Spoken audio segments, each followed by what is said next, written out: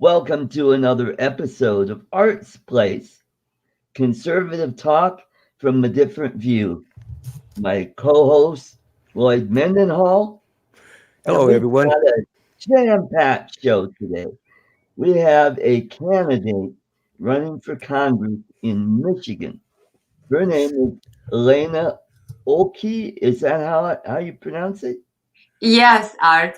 Thank you so much for having me as your guest. And thank you, Lloyd and Art, both of you, for reaching out to me and making this possible today.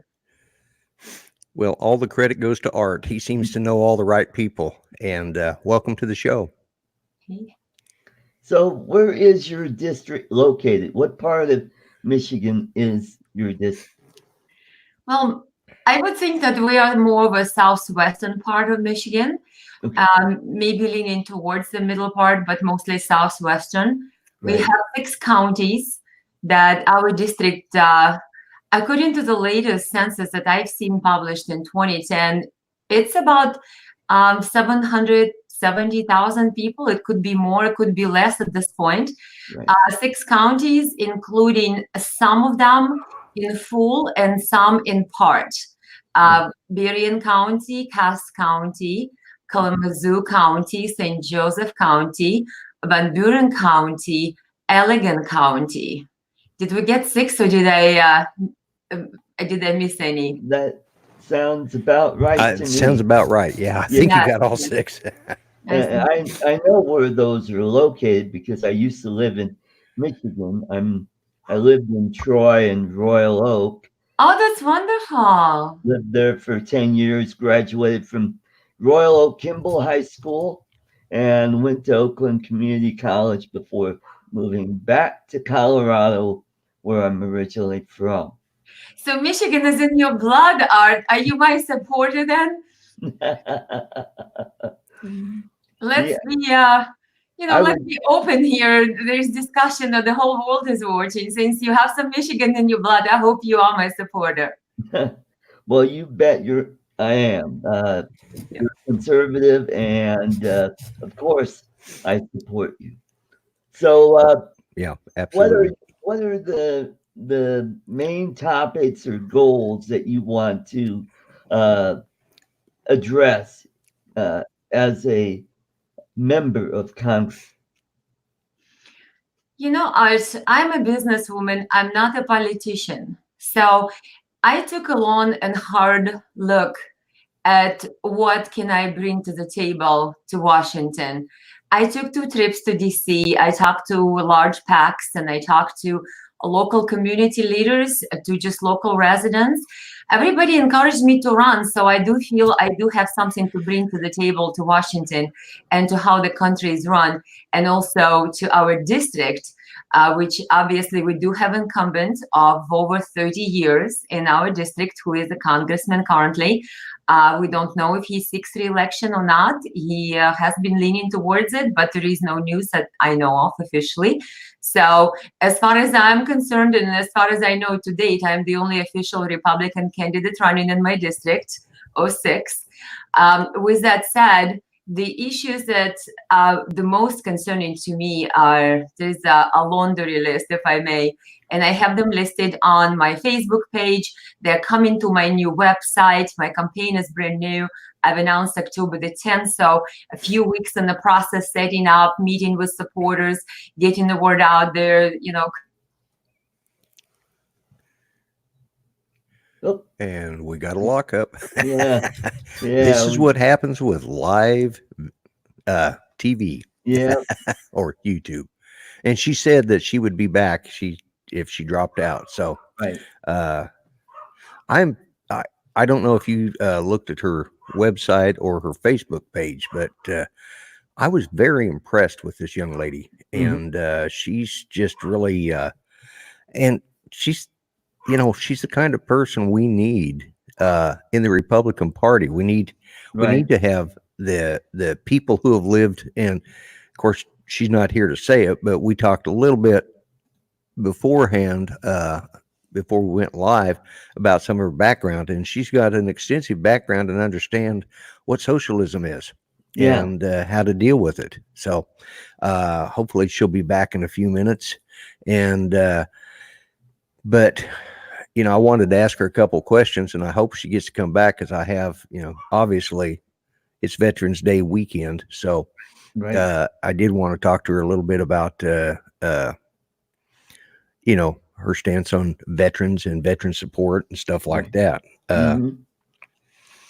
And it sounds like she's grew up under the Soviet Union. She did. She grew up there and actually went to college and then came here, which that in itself is but she grew up in the Ukraine. And of course, the Ukraine we've been on the side of Ukraine for years, Right. so she's just a very, I've been very impressed with what I read about her. And she came here and she got into business, started a business, and as she said, she has, she said off the camera, we were talking a little bit about it, and I'm impressed.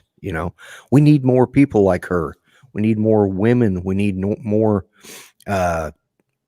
people with immigration background. There she is. All right. Here I am, guys. Sorry, it seems like today is one of those days with unstable internet connection. It has been doing a little on and off thing, so I apologize if that's my connection.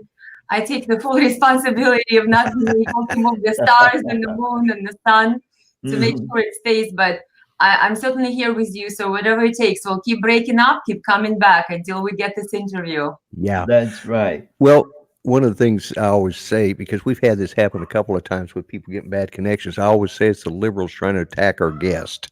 It's very possible. Don't put anything, but you just never know. So let me continue while we have the connection. Okay, While Divine is there trying to keep us straight on this channel. The main issues, there are many, and I did state some of them on my Facebook page, and I will be updating my new website to elaborate more. One of the hugest and the major issues we are facing as a country is the socialism push. Bernie Sanders, Elizabeth Warren, the magnanimous ideas, how we are going to be all just fine and equal. Everybody's going to be equally poor because obviously the taxes will go up to the degree where there will not be any more room left for wealth creation, no opportunity, no growth. So we're going to replace our philosophy of growing individual as Americans. That's what this country's, the founding fathers and the core belief is, that we are individuals. Our rights are not government given rights, they're God-given rights. That's what Donald Trump said at the UN convention. And they want to replace Bernie and his followers. They want to replace the philosophy of growing individual and strengthening individual with growing a collective. A collective is going to decide who is going to give up what part of their profits, of their individual talents, and then collective will redistribute this. I lived socialist, lifestyle.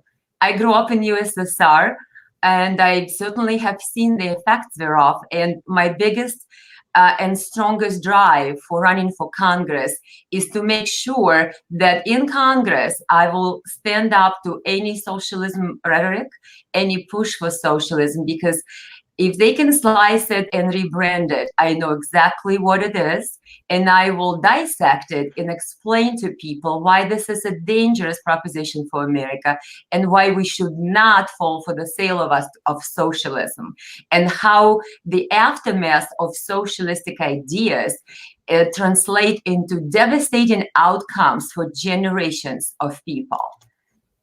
This is one of the certainly issues. The next issue is immigration. We do need immigration reform. There are issues with that. But the number one is we need the border control. We need the border to secure our borders. So far, Congress has been going on the ghost chase and Russia hoax and Ukraine gate and all the other things, instead of securing our borders. I'm a business person. When I see a problem, I find a solution, I get things done, no excuses. Congress people go to work, they get paid, they vote themselves raises, and our border is still insecure. The child trafficking is still growing, the crime is still growing. And now every city council that you see in Michigan votes to provide driver's licenses to illegal immigrants. How do you think that makes feel legal immigrants, the ones who followed the process, the ones who followed the requirements of the country to come here? I've talked to a lot of legal immigrants. They're very concerned that Congress is doing nothing, and they're very concerned with the push of legalizing and decriminalizing, as Elizabeth Warren said, illegal immigration. You know what's interesting? I watched Democratic debates, and at some point, Elizabeth Warren said, well, so what, they overstayed their visas. We need to decriminalize illegal immigration. And the next breath, about an unrelated issue, she said, we need to stand up for the rule of law. So what kind of hypocrisy is this? Yep. Now we're pushing for rule of law in a convenient way, or are we ensuring that our Constitution with liberty and justice for all, not for selective groups, not for particular individuals who donated most to whose campaign or vote for whom? It has to be justice for all. This is what this country is all about. We need to make sure that everybody and every person, every individual who is here legally and who is a citizen, who abides by our laws, is protected. And so far, our Congress is doing nothing to protect our country and our citizens from illegal immigration and unfortunate effects thereof. So that's another issue. Yeah. Do I talk too much?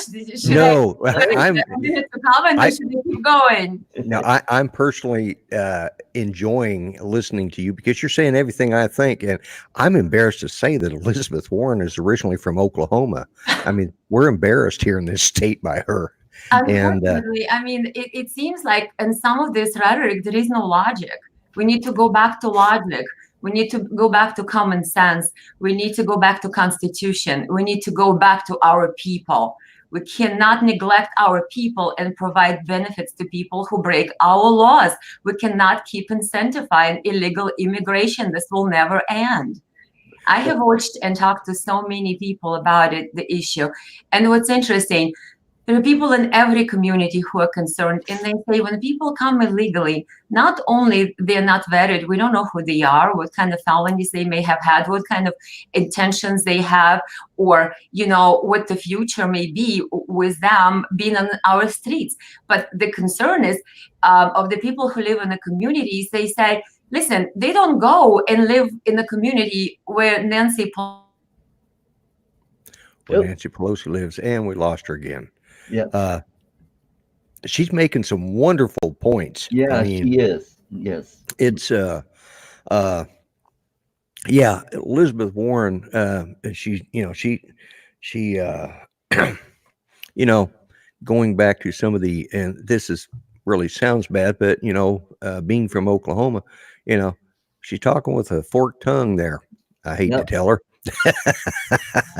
Elizabeth Warren, and this young lady, we need more people like her, and this is one of the things that frustrates me about the Republican Party, is we do not push to get young ladies like this, young people like this, that have an understanding of what conservatism is, and right. Art, it's your show. Yeah. Go ahead and talk. You're absolutely right. She is saying absolutely the things that I believe in. One point I wanted to make, she was talking about illegal immigration. And sadly, we have people in our own party who want open borders because it means cheap labor. And cheap labor is good and all, but you know what? We need more control on our borders, and we got to. Another thing about illegal aliens is they keep the wages down, so we don't have the growth in wages in our businesses and companies around the country because working stiffs like me who've been working 20, 25 years at the same company, and our wages have barely grown in the last 10 years because we got people coming in, sneaking into this country and taking jobs because they'll work cheaper. Yeah. Yeah. What do you think about that, Elena? Well, I think that one of the major concerns of illegal immigration is safety and security of our citizens. I watched a lot of different interviews. I talked to people, and their concern is that illegal immigration does not flood the neighborhood where Nancy Pelosi lives, who advocates for that. They don't come there. They come to the regular working class people's community, and that community is those communities already overwhelmed in some cases with illegal activities and crimes and it would have it. So what people are really saying that we have more of that in communities that are struggling. We need to make sure that we don't put any more burden on our citizens, no matter what area of life it is. And if we allow illegal immigration, and if we allow more burden and more crime to fester in our communities, we're being irresponsible as a society. Our responsibility is to protect our people. And Absolutely. we have to make sure if we need to do immigration reform and streamline the process, if we need to make sure that the wait periods are shorter, there is more, fluidity in communication between agencies, we need to do that. But if we do nothing and continue as we are, and we can tell Congress so far has done nothing to protect our citizens, that's where I draw the line. That's where I come in and say, okay, what issues we have, what do we need to do, how do we take care of it? Done, no excuses.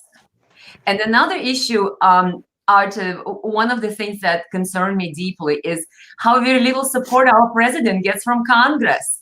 That's one of the other areas that I would like to change and make a difference. I think we have a wonderful president.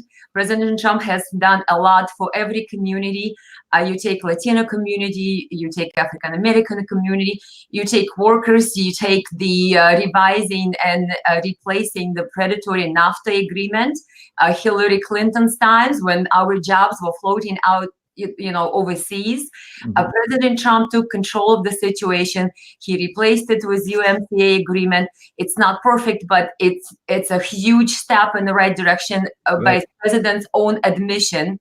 He has looked at every area and he made sure that whatever conditions were unfavorable to keeping the jobs here in America, they have been reversed, replaced, and now we keep these jobs. And you could see economy is booming. Yeah. And what does our president get for credit?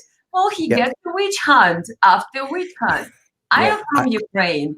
And, long story short, I have known about Joe Biden dealings and his company's dealings, his sons. I mean, seriously, 6 years ago, I told a few people who know me and know my integrity, they believe me. But if you tell strangers, they were like, Elena, are you sure it's not on ABC News?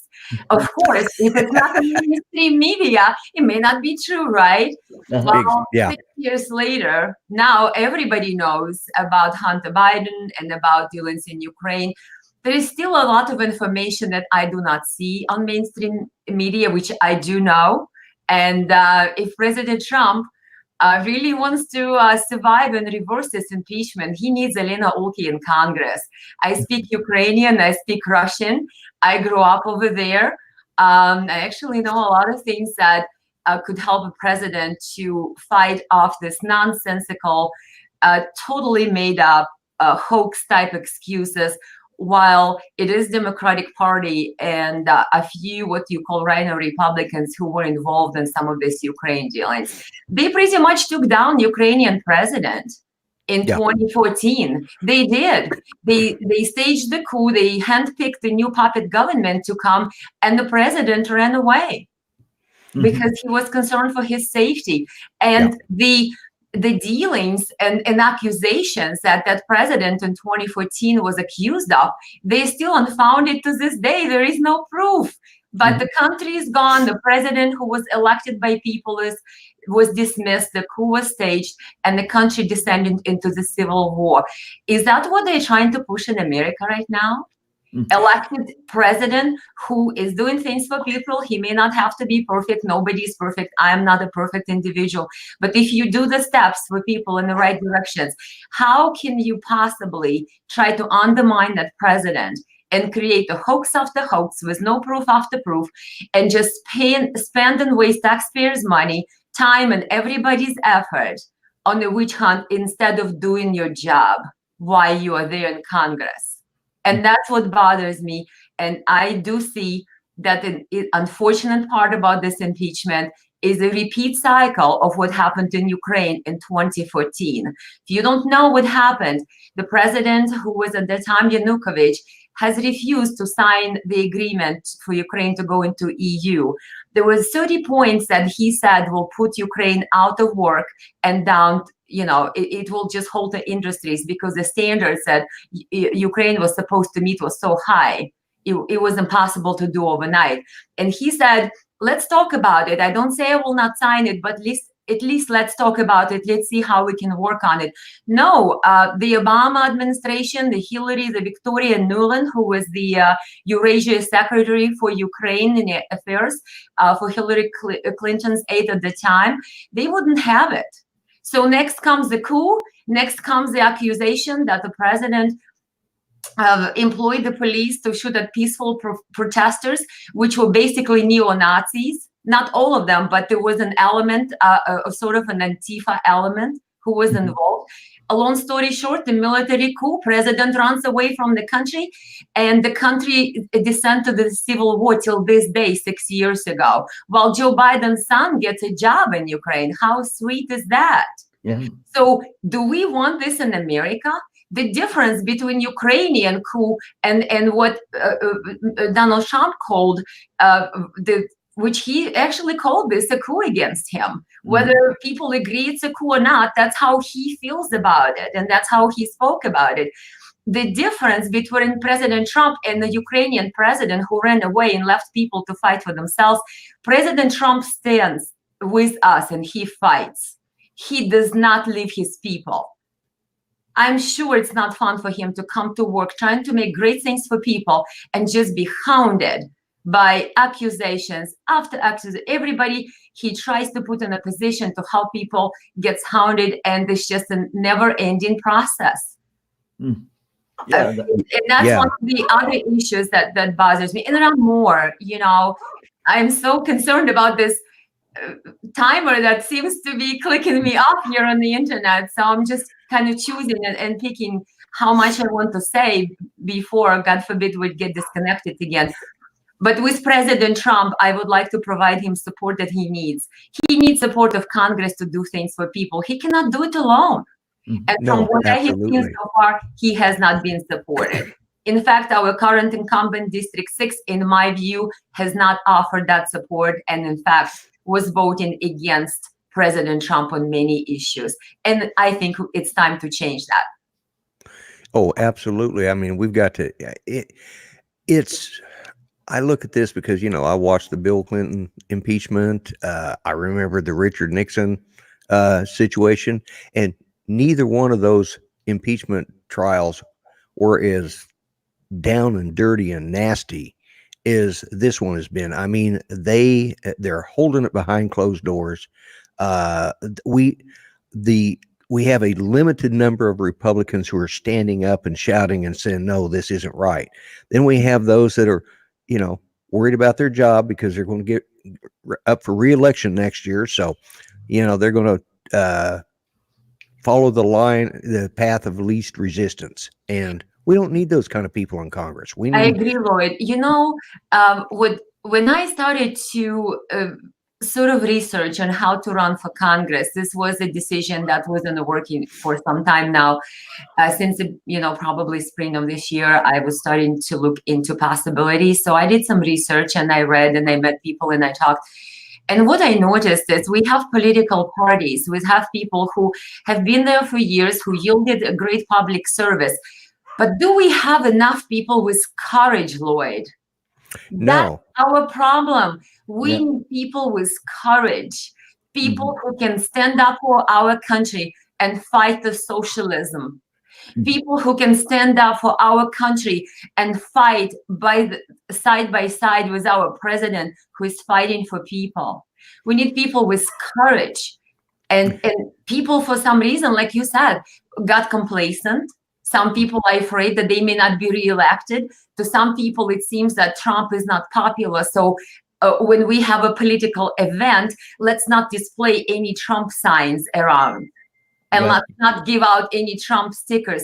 I would like for President Trump to actually attend some of our local meetings and find out that very little of him being around here. And we need to change that. He's doing a great job. Our Republican parties all over our district and at large in our country need to send the message to people. We have a great president. Yeah. Don't be, shying away just because somebody is concocting evidence against him and trying to impeach him. That does not change who he is. It does not change what he's trying to do for us. We should not be embarrassed. He's done so much in such a short period of time with his hands tied. Absolutely. Think what it would be like if he had support from people like you. This country would, we're already, our economy is already as the fastest turnaround of an economy I've seen in my lifetime, except maybe right after World War II. And I wasn't there for that one. I came on a little bit later, but still, if he had the support of the Republicans and the conservatives that understood it, but we got so many people that they didn't understand the concept of not electing a politician to the presidency. And we, as the American citizens, the American voter, we did understand our government is a business, and we need business people that know how to deal with business, from a CEO down to the local workers, that this is how you have to make it. It's a free market society. We have to keep it that way. We can't let the socialist idiots come in. I get pretty fired up about this, but yeah, and I am really, I'm so impressed with you, and we need people like you. We need a lot more of them. Lloyd, I greatly thank you for saying this, because not only you have paid me a great compliment, and I appreciate it, you also gave me another issue that I thought, was very important. Exactly. We have career politicians in politics. People stay for 30, 40, 50 years in Congress. Look in Baltimore. Look at that district. In our district, with all due respect and gratitude for public service to our current incumbent of over 30 years, I support term limits. The politics is not a career, it's a public service. I have a business. I know how to make money. I don't go in politics to make money. No. Donald Trump said the same thing. He can do more. He can make more money in real estate. But the reason he answered the call, because he saw that country is going in the wrong direction. Same here. I'm a business person. I don't need to get in politics to make money. In fact, the money that my understanding is that people are paid are not attractive to me. You know what I mean? I think if you work hard, sky is the limit. Politics should not be a money-making career machine. It should be public service. Everybody should come with new ideas. There should have been a change in influx of new people and business people, because this is a country that has a system of checks and balances. You have to understand where your expenses go and where your profits come from. And unless you understand the complexity of running a business, dealing with this on the everyday basis, you're just sitting there doing nothing. And I'm sorry to say, no offense, Congress people there who do their job, but a lot of people come to Congress and I don't see any results coming out of there. And we need to change that. We need to handle this as a business. We need to handle it as results-based system, not rhetorics-based system as we have right now.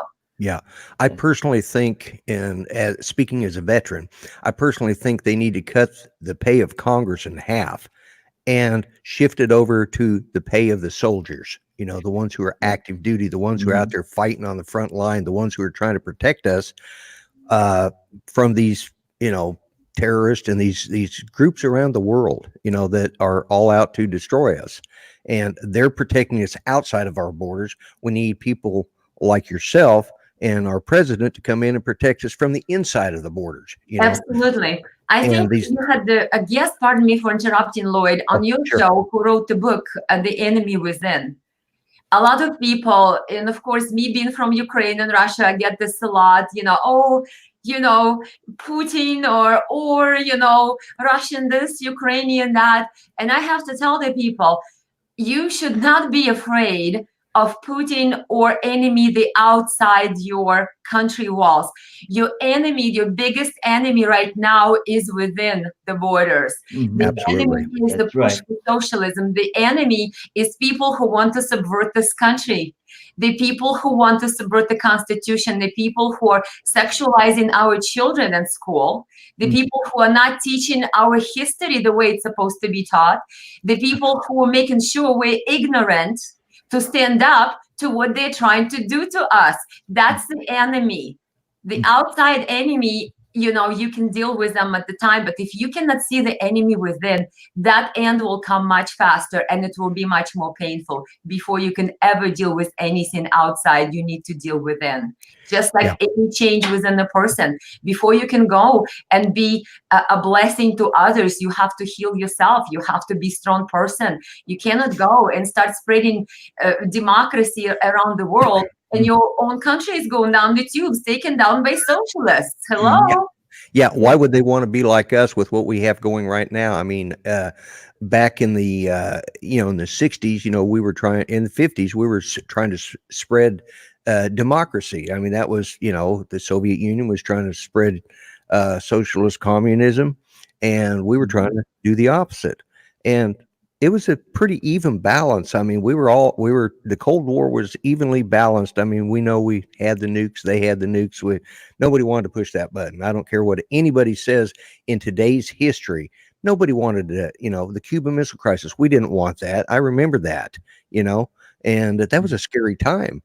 And, but the history is not being shown that now. We're being shown these kids coming out of high school and college are, first off, we need to get rid of the liberal arts degree. That needs to be a degree that doesn't count for anything other than maybe using it for toilet paper. Lloyd, you do live up to your name. I can tell you that. If I had my doubts in the beginning, hey, you definitely do. Yeah. And now you know why I have him as my co-host. He's such a... He's the life of the party. Yes, he is. Yes, he is. I don't know if I'm famous or infamous. I think I'm becoming infamous, but I say what I think. Point, Lloyd, you have a great point. We do not teach history, and we know that if history is not being taught, we're deemed to repeat it. It always repeats itself to people who ignore it, people who do not study it. And with that said, you did touch on veterans. President Trump said we do not need to fight endless wars. We're not a policeman. We're not a police agent of the world. I second that message. I know Ron Paul actually praised Donald Trump for doing that as a president, for pulling us out of Syria. We need to support Israel. I am an Israel supporter. We need that. But we cannot become a police agent around the world for just about every country who uses us and our people and our young men and women in the uniform as their Band-Aid. And the trillions of dollars that could have gotten and spent here at home to help our veterans, to help our seniors, to help secure our borders is being wasted overseas for no purpose. And President Trump had many different speeches where he addressed it. And he said, we need to stop this. We need to stop senseless wars. The foreign aid, where does it go? Who gets it? When I lived in Ukraine, an interesting story for you. I had somebody who was a friend of someone whose father was a mayor. And there was a trip organized for the children who were affected by Chernobyl, the nuclear disaster. Right. Yeah. And guess who went on that trip? That was a part of a foreign aid to Ukraine. all the children of mayors and dignitaries in town. It never went down to the children who were actually in need of the seaside and the rest and replenishment of their health. Can you believe that? So when we do the foreign aid, the billions and the trillions that goes there, who receives that? Or does it end up in the pockets of the dignitaries who become billionaires and have done nothing for their people in their countries? And why aren't they self-sufficient enough to produce and help and take care of their own people? Right. Don't we have our people to take care of? Absolutely. And so some of those things I definitely would be addressing in Congress as well. What do we do for our veterans, for seniors, for people, for our education? Who are we educating? You know, and public systems schools are failing. Look at the programs they're teaching. It scares me to death. Every time I see something coming on the news and the new program, it has nothing of value. They're not teaching science anymore. They're not teaching history. They're teaching different social studies things that it does not give you a life skill. No wonder we have people who are not able to earn a living wage. Yeah, and we're not teaching people how to live. We're not teaching our kids how to balance a checkbook. We're not teaching them how hard money is to come by. You know, we're not teaching any of that stuff. You know, and going back to the veterans thing real quick, I saw something the other day and it made so much sense. They're wanting to have this socialized medicine, this, and I agree, there needs to be some better system than what we have. But as a veteran who goes to the VA hospital, how can, and that is run by the government, you know, it's a government run program. And same with Indian healthcare, because I have several grandkids and daughter-in-laws that are Native American, and their healthcare systems basically are similar. But in the Veterans Hospital, this is a government run healthcare system, and it is the most atrocious failing system that there could be. And yet we're going to trust these same people to this same government of ours to run I mean, we're talking 500 times more people than there are veterans. There's like 2.5 million veterans, and there's so many billions. Oops, we lost her again.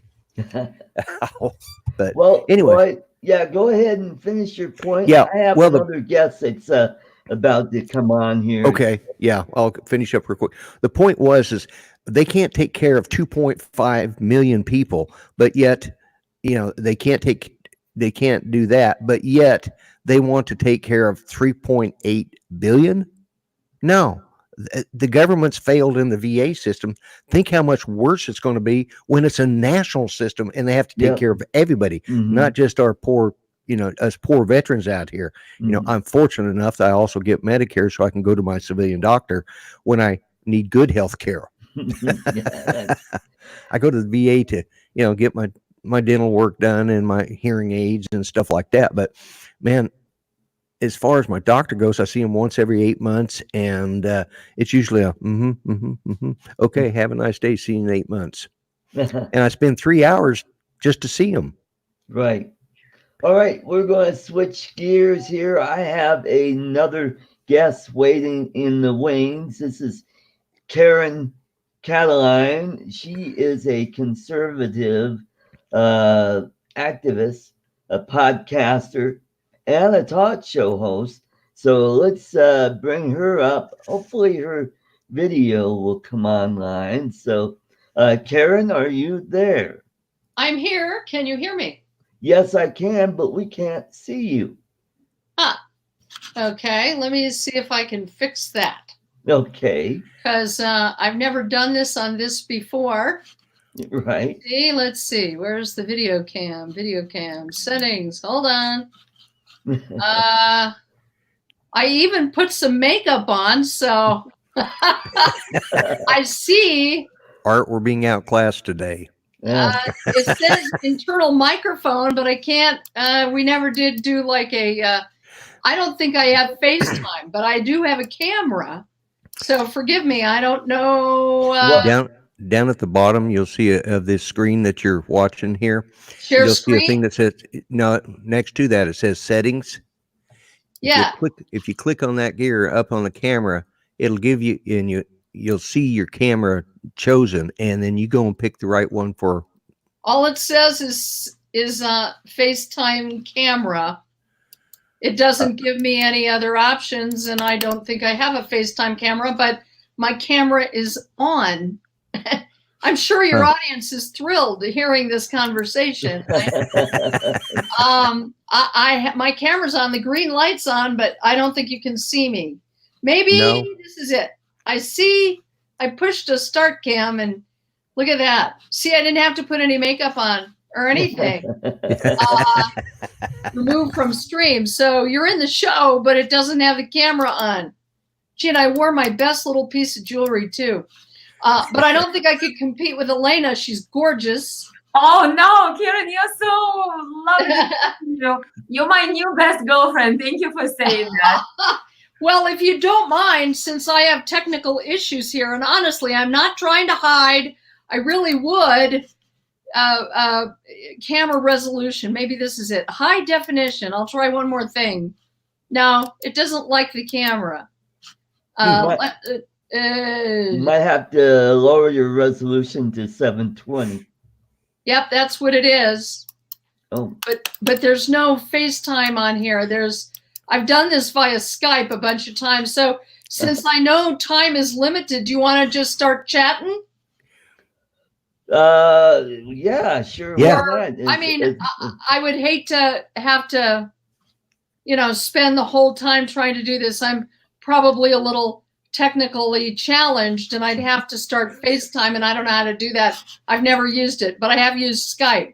Right. While we're talking, I'll try to fiddle with this, and of course, I'll probably end up disconnecting us, but at least I will try to do it. My green light is on and everything. Oh, maybe this is it.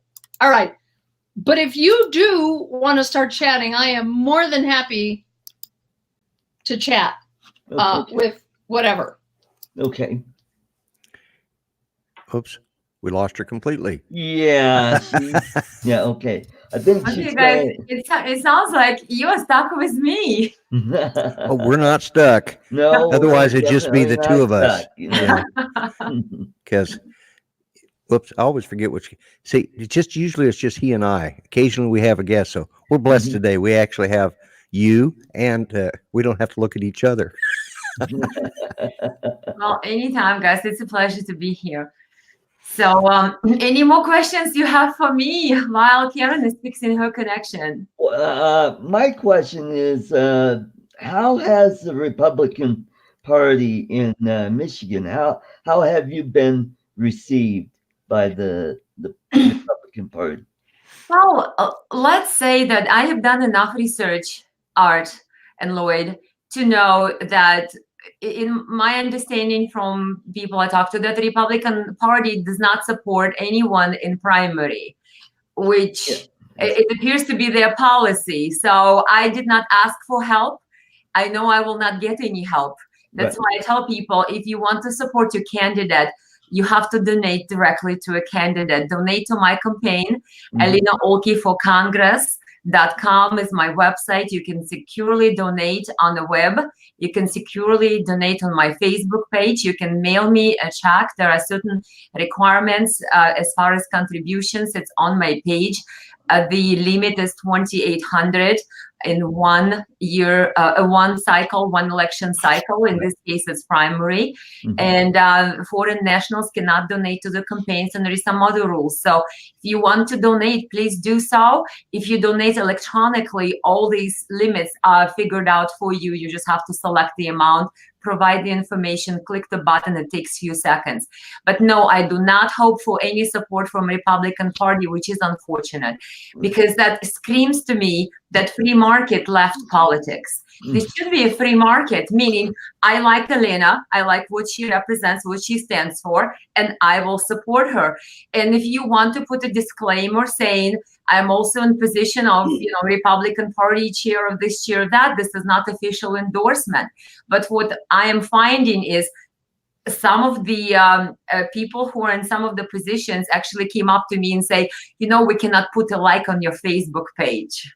Right. Because we're official. And I said, I didn't ask for your like. I know where the story is. I know the scoop. You know, I've been educated. So, but I do understand that the people who have courage and the people who have a moral fortitude to stand up to the socialistic policy of protecting incumbents, that I'm not sure if it's just the GOP that does it, the Republican Party, or this is across this, you know, the board. Since I'm not a politician, I wouldn't know. But I think it should be a free market in politics, meaning, yes, they have their bylaws, and if you don't want to endorse a candidate, that's fine. But you as a person is entitled to free speech.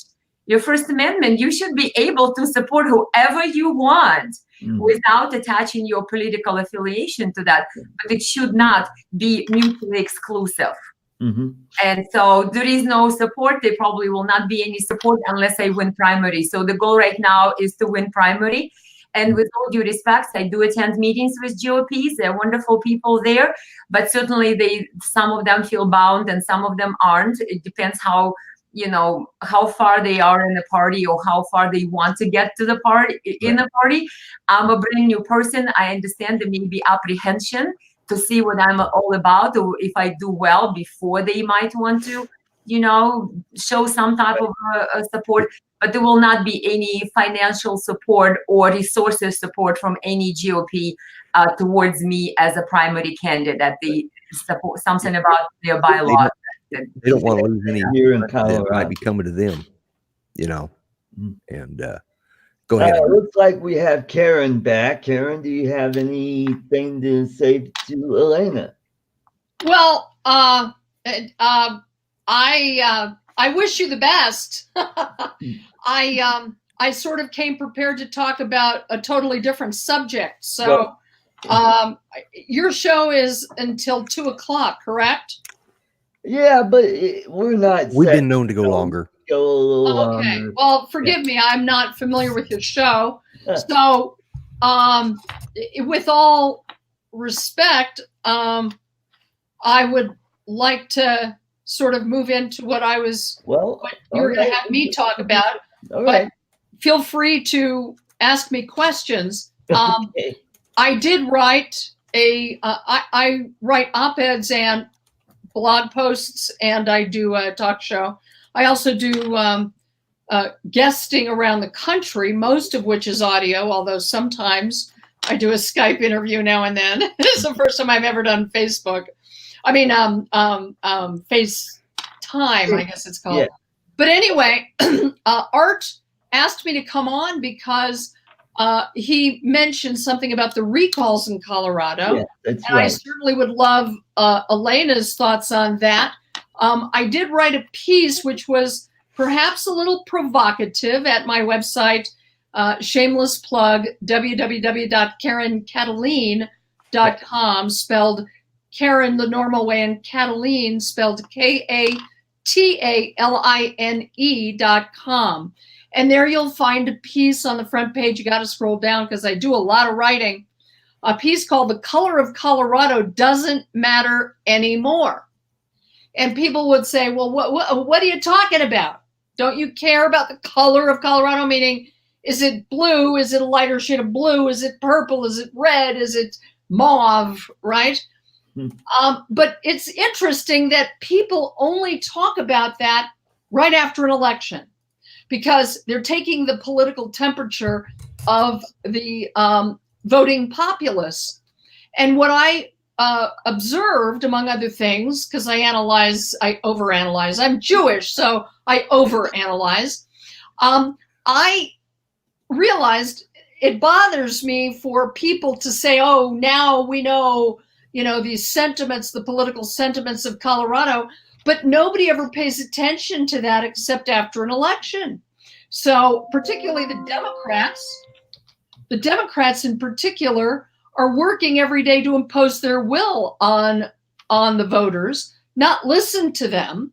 And once an election cycle, they say, oh, they're interested in what we think so they can get our votes. The truth of the matter is they have been heavily at work in affecting, successfully so, the voting laws in the state of Colorado to such an extent that they have a massive advantage.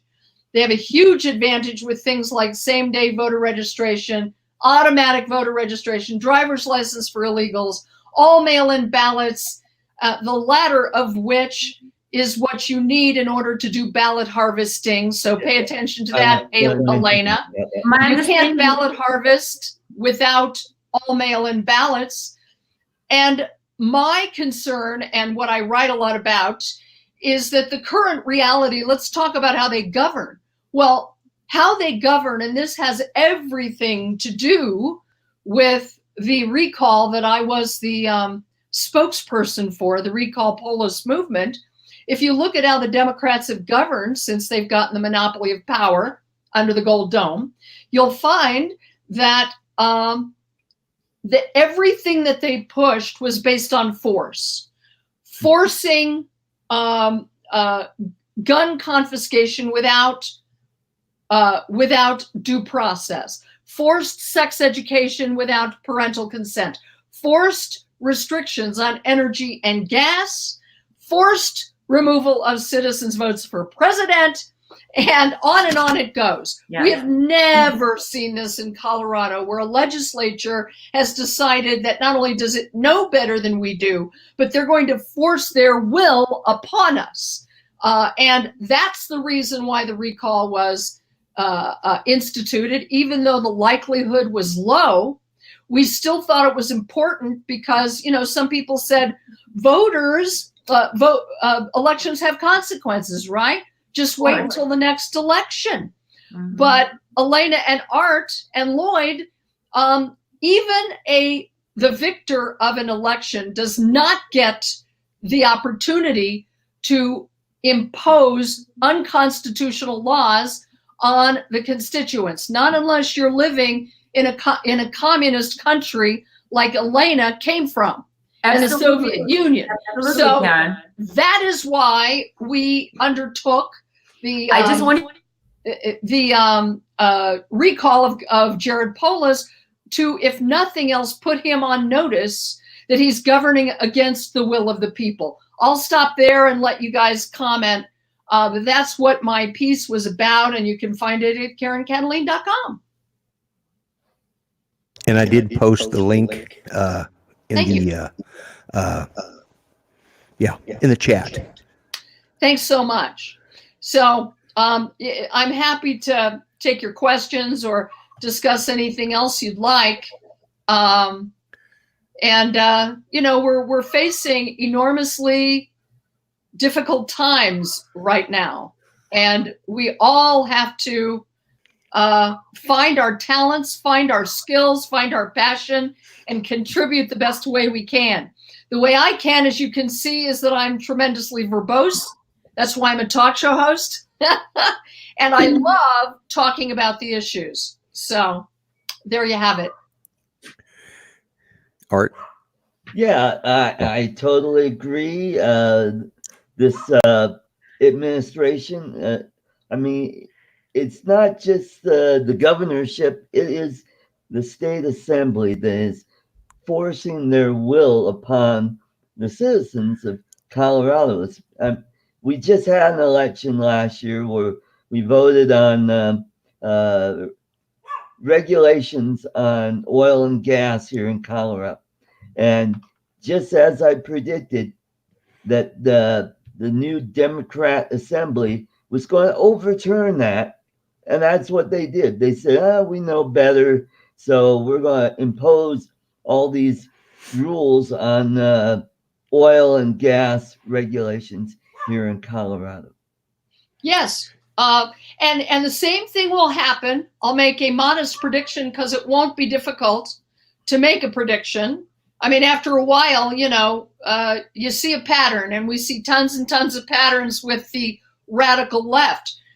We just finished an election in which there was a decisive victory and a vote against CC to abolish, in effect, and get rid of TABOR, the Taxpayers' Bill of Rights.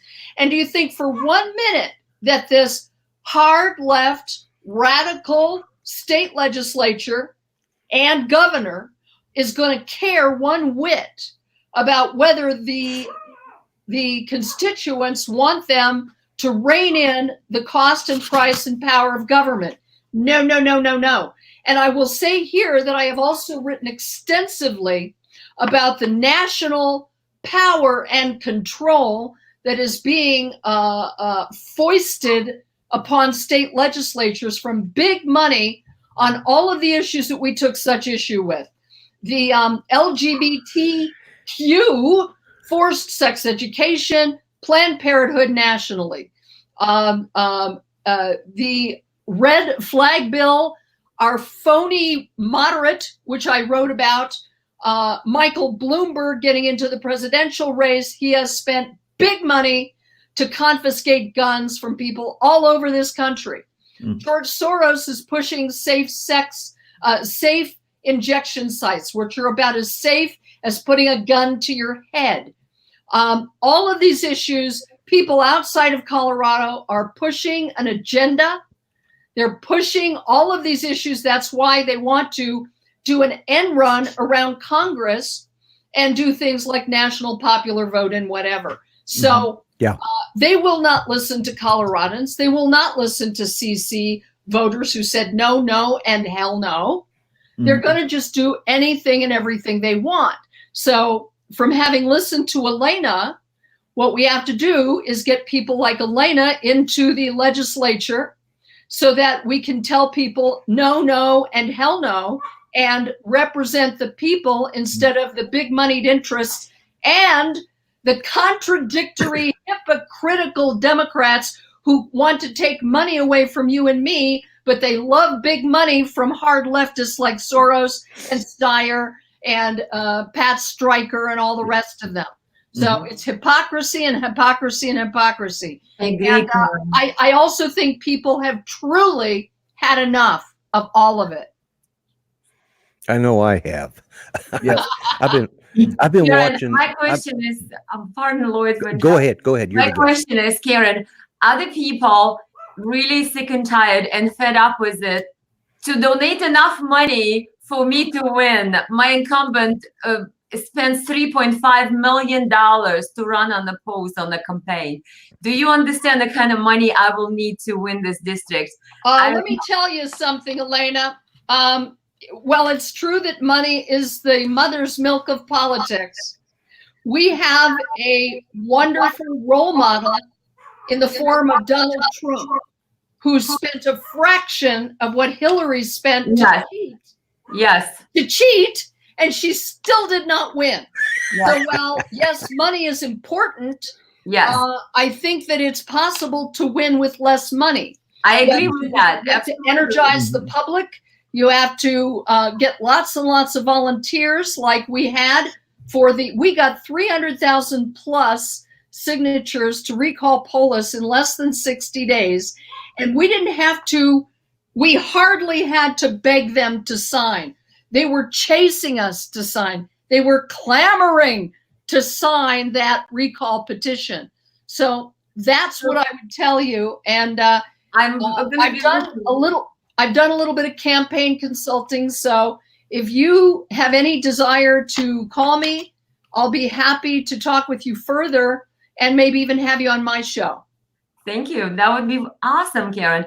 And I hope the people will chase me and offer donations. My goal, and everybody from Washington, D.C. that I talked to say that the only reason the candidate can be taken seriously in congressional race by Washington, D.C. or by local politics is if you raise at least $250,000 in the first quarter and you need $1 million.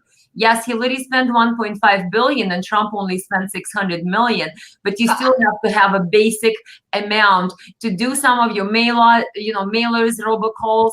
Of course, social media takes a lot of the costs off of the whole, election process, but there's still a lot, and we have 700,000 people in the district. With the votes I need to win, our incumbent almost lost last time, in fact, to a Democrat. The race was close. It was less than 5%.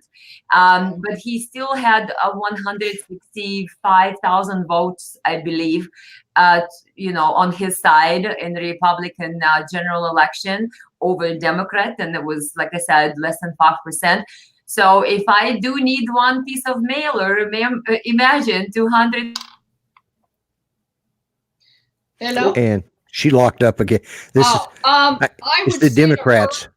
yeah, I don't know when you're going to wrap it up, so forgive me. I'll just defer to you there. Okay. Hello? Yeah, we're still here. Yeah. Okay. Yeah. Well, yeah, she did lock up. I see that. You see, radio's better. Yeah. Well, I'd what say it's I the would Democrats say, doing Elena, this. is that before the recall, and I was just the spokesperson, I did not organize it, and I didn't, I wasn't the person behind it. They kept saying that we needed $2 million to do the recall. Now, yeah, we needed more money, and yeah, you always have to raise money. But the only reason they said we needed that much is because, number one, a couple people were interested in raising money for their own purposes, not the people I was involved with. And number two, you only have to raise that much money for recall necessarily when you have paid petitioners who are thinking about their laundry while they're getting signatures. Our people, every single person associated with that recall in August was a volunteer, including myself. I gave my services voluntarily. There were people that spent, an inordinate amount of time, money, gas, and treasure to do that recall because they believed in it. So you need less money when you have passion. That doesn't mean you don't need any money, but I think people in Colorado are finding out that the millions of mailers do not do as much as having dedicated supporters and volunteers who will walk the district and do the hard work of getting elected. Oh, right. And There you go. I muted my mic because, and I think in Elena's case, I think what you're going to get is you're going to find people in general are more passionate, and you're going to. I think once you're out there, people are going to recognize who you are. They're going to recognize for what you do, and that will bring in the money. But just like she was saying, like Karen was saying about Donald Trump, he ran on a third of what Hillary did. And I think, I'm from the day when, you got out there and shook hands, kissed babies or shook babies and kissed hands. I can't remember. I'm old. But anyways, it was a day where a politician got out and did something. And I know that you were doing it because you come on a small show like ours. And, we're small, but we expand out. I'm jokingly running for president. Is a joke, and I'm not really, but I've got support in a fun way from around the world, and I think in reality, if somebody like me can just jokingly do this and get, I've got a campaign button, the whole 9 yards, and if I can do something like this, somebody like you, Elena, who has a real message and has a real understanding of what socialism is, I think you can do it. And I think you can do it with not near the money because your message is good. Exactly. That's May I interrupt? I apologize very much, but I have another appointment, so I do need to leave you. All right. Well, it was thank you a for pleasure coming talking on. to you all. Good to meet you, Lloyd. Always good seeing Art. And pleasure to meet you, Elena. I wish you good luck in your campaign. Thank you, Miss Karen. And I certainly would like to have seen you maybe next time sometime. Go to my website. You can see my my mugshot. It's KarenKataline.com. It's a pleasure meeting you today. Thank you so much. Very nice to meet you, Karen. Thanks Bye-bye. for coming on, Karen. All right. Lloyd, something that you said sort of resonated. The politics is changing, the world is changing, the demographics are changing. We cannot do things the same way, expecting different results. And what happens across the world, if you think about Ukraine, the country where I am from, they have just elected a president on April 22nd of this year by the landslide, 73% landslide win against a billionaire 5-year incumbent. And people voted for somebody with no political experience in Ukraine. He only played the president on TV. Zelensky, the same guy that President Trump's now accused to, ask for favors from. But the truth of the matter is, the trends are changing of how people select politicians or their next representatives. Again, I don't like the word politician because, again, I don't want to be one. I want to be a stateswoman. I want to be a representative for the people. Somebody who actually does things for people, not there for self gain or becoming popular or stay there forever and make a career out of it. I want to get things done. That's why I'm running. I'm tired of rhetoric. But with that said, the trends are changing, and with social media and shows like yours, it creates an avenue for people like me who do not have a political exposure, let's say across the country, which I'm sure it will come, brand new here. But social media does provide the avenues for people to select and vote for people they actually like, for people whose personality they can gauge by tuning in on shows like yours and watching them on social media. So politicians are no longer gatekeepers. It's not the same anymore. It's no longer about who can sell you the most expensive commercial. Yeah. It is about personality, the message, the drive, the courage, the passion, how you present yourself, and how people connect with you. People are tired of empty promises. That's why Donald Trump won. One of the reasons people connect with a person, not a politician with the canned responses.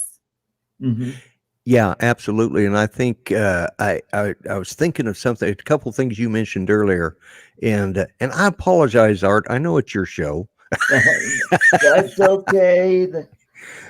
But one of the things, bring up a lot of good points, and that's why I'm so blessed to have you as my co-host on the show. I do tend to sometimes get carried away, but one of the things I was thinking about is Donald Trump and the way he's pulled back out of Syria, and like you're saying, it reminds me a lot of Teddy Roosevelt and the talk softly and carry a big stick. Yep. And this is what he's doing. He became Teddy Roosevelt was a bit of an isolationist, and looks like Elena locked up again. Yeah. But anyways, I'll get back with her on that. But he was an isolationist in a lot of ways. But he also, did what he had to do around the world. He went in and did what he needed to be done. And I see a lot of that in what Donald Trump's doing. Unfortunately, we have a Congress that doesn't have a backbone, at least a Republican Congress. I've seen 3 or 4 of the different Republican congressional leaders that are in these committees. I've seen 3 or 4 of them. Oh, she's back. Anyways, what I was doing was kind of comparing Teddy Roosevelt and Donald Trump, and they're both, speak softly and carry a big stick, a bit of isolationist, pull back and take care of us first. Let's not go out there and take, as you said, be the police for the world. It's not our job. Yeah. And that's why somebody like Teddy Roosevelt got elected, is because he was he had a personality, he had a way of thinking, and I sometimes think maybe he was our last true great Republican until Ronald Reagan, and even Ronald Reagan was a Democrat to start out with, but it's not the Democratic Party that it was when I was a kid. They were ultra conservatives in a lot of ways, especially the Southern Democrats. But anyways, that's kind of what I was talking about, was that I see him a lot like Donald Trump is a lot like Teddy Roosevelt, who was a very populist president in his time. And we just got to get people like you in there so we can actually get some more. I'm still amazed at what he's done with no more support than he's had. Right. I have the same thoughts. Absolutely, Lloyd. If we untied his hands and we let him, and we gave him the support, we as the people. We gave him a support via myself and like-minded people. Exactly. Yes.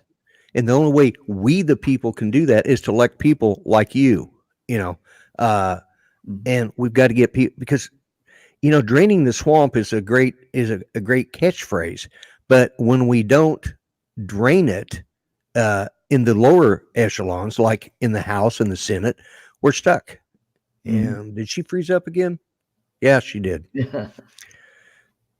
Well, I But think anyway, it's about time that we start wrapping up the show. We'll give her a few minutes, and if she comes back, great, we'll wrap up the show. But you are absolutely right on that. Yeah, we don't need to be the world's policeman. Yeah. Some of these other countries are going to have to learn how to take care of their own problems. Yeah, They don't they need are. to have And us take care of their. There are a whole lot of other countries that are just as well off as we are that could help them out as well. by the way, we didn't get a chance because we jumped right into this, but we need to give a shout out to the people that were watching today. Yes, that's right. Sonia, Nature's Beauty, was here. Thomas O'Sullivan, Jim Wallace, and Ronald Lockwood, Chris Hope, thank you, and Drone Life RC was here. Great. So hopefully we could build up on this and get her going. Yeah. All right. I just came back to say probably I should step back and let you guys talk. My connection seems to be a little choppy today. Right. And I just wanted to thank you for having me on the show and not having to interrupt by coming on and coming off all the time. I hope there will be a next time, and I hope for a better connection next time. Sure, we'll bring you back sometime in the future. And both Lloyd and I wish you great success Absolutely. on your campaign, and we'll be pushing for you on to victory in the primary. When is your primary, by the way? My primary is August the 4th. Okay. 2020. So you got quite a ways. So Yeah. you've You're got just a getting lot started right now. Yes, just getting started. to raise money. Yes. All I could say is, keep talking to people. Don't limit yourself to one certain group. Talk to as many people as you can. Business people, people that are higher up in the food chain in the Republican Party. I've had to do that when I ran for state house back in 2010 and 2012. So I know how this game is played. So I agree, Art. I'm an open book. Like I said, I'm not a politician. I am a business person. So I understand that everyone has something to bring to the table. Everyone has value. Everyone has information or a piece of what could be amounting to my success. So every group there is who wants to support a conservative like me, somebody who is running on Republican ticket for Republican nomination, anybody who is tired of socialism and don't want the socialism to come here, anybody who is a legal immigrant like me, anybody who connects with me, and anybody who thinks in this community that they can help me to win this. I'm open, every group from every walk of life. I'm certainly reaching out. I'm attending meetings. I'm meeting with people. I'm very open, and I want to embrace everyone who wants support, because who wants to support me, because the battle right now, as I see it, Art and Lloyd, it's not actually anymore between the party lines. It's between, will we have America after 2020 election, or will we not?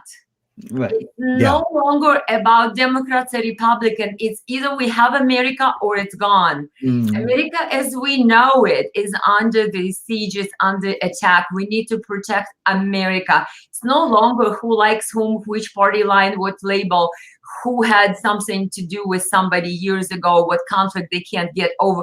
Have to all get together and fight and we Yeah. have to lay down the law. Constitution stays. America is our country, and we protect it. No socialists are going to take it away from us. And we need to unite no matter what group we come from. And please support Elena Oelke for Congress 2020 District 06. I would be certainly the fighter for all of us. I will be a fighter for America. So Well, that's how I roll. wish you the absolute best of luck, and it has been my extreme pleasure to have gotten to talk with you and Thank to you. hear you. It's just Thank you. fantastic. Thank you. And thank you, Art. And thank you from the bottom of my heart for putting up with this unfortunate connection today.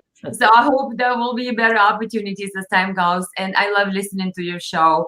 I watched the interviews that you had with Carson, with Trevor. You're doing a great job for all of us getting the information out. I learned a lot on your channel. So hope others will listen in and, will continue growing your channel with their participation and their likes, views, subscribes, and all that. So thank you, guys. Thank you. Thanks for coming, Elena. And this is as little Russian as I know. Spasiba. Спасибо. Okay. Большое спасибо вам. Большое спасибо вам. Dziękuję bardzo in Polish, if there are any Polish people.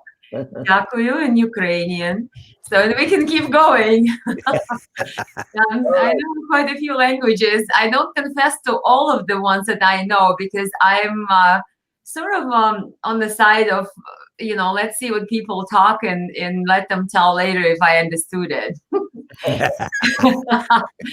Because if they know all the languages I know, then I don't have the leverage anymore. So this way, dare they not to say something. Right. I may understand it. Who knows? Okay. Well, but thank you, guys. It was a pleasure. Thank you for the humorous inserts. That's important because the politics and the unfortunate situational landscape we're in could be very stressful to process and could be very can bring a lot of people down, but we cannot let it bring us down. We have to understand and keep the eye on the prize. It's our country. We cannot be stressful. We cannot avoid talking about politics because it will upset a neighbor or family member. And unless we talk and do something about it, it will be all over before we know it. I lived in a socialism country. I know the marketing. I know how quickly it gets a hold of people's mind and how quickly it all can be over. So that's why I'm stepping up. That's why I'm fighting. That's why I'm running for Congress. Everyone has to do their part. Whatever that part may be, volunteer for the candidate, donate to the candidate, do whatever you need to do to invest in keeping America great. Yes, and thank you for that. Thank you very much, Elena. Thank you, guys. Have all the best to you and your viewers we'll bring you back in the future. Take care. Thank you. Bye. Thank you very much. Bye-bye. Wow, that was a guest that was both of those guests today were just all. This is an easy show, Art. All we had to do is sit back and enjoy it. And that's right. That's right. It was when you got guests like those two. Oh my God, it's just it's amazing. And she is such an intelligent young woman, and to have, she knows what she's talking about. She's lived socialism, and I saw.